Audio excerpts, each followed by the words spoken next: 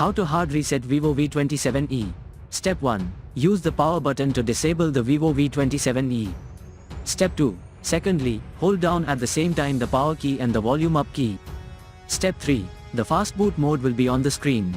Here use the volume up to choose option and the power key to confirm.